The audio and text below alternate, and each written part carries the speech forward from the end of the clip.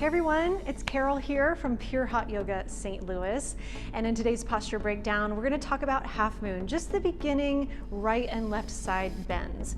We start all of our original hot yoga classes and our Power 60 yoga classes with half moon. It comes right after the breathing exercise so that we can move the spine in all four directions to wake up the body and also still continue to create a little bit of internal heat as we start the class.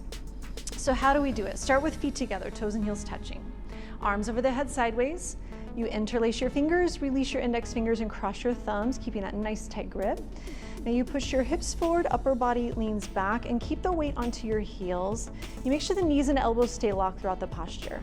Now inhale, you stretch up like you're gonna touch the ceiling, then you bend your body to the right as you continuously push your hips out to your left, creating a stretch down the left side of your body while compressing the right side.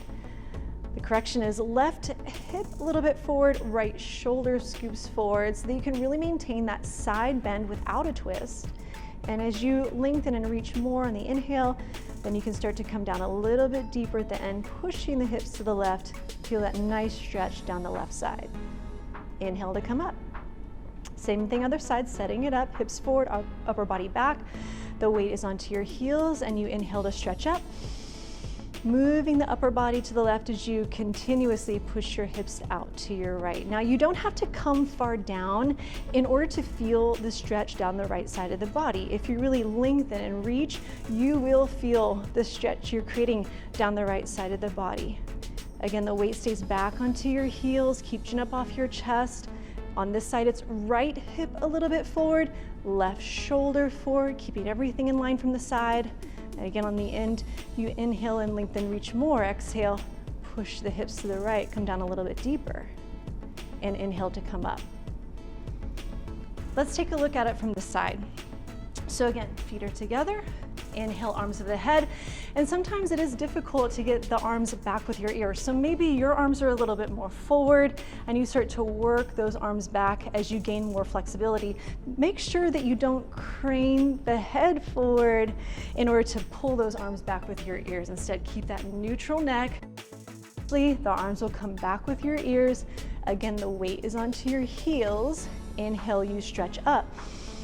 And bend your body to the right. Absolutely one straight line to the side. A common mistake we see is that people kind of into the low back, putting all that pressure in the low back, and then they're not using those abdominal muscles at all. This is actually really great for your core strength. So instead of sinking to the side, you think reach, pulling the belly in, and again, creating that stretch down the left side, moving your body in absolutely one straight line. As people go deeper, maybe they start to twist, and we don't want that either. So to correct that, that's why we bring left hip forward, right shoulder forward, getting everything back in line as we create the stretch, again, down the left side of the body in this case. Hope that helps. Please let us know if you have any questions, and we'd love to see you soon in the hot room.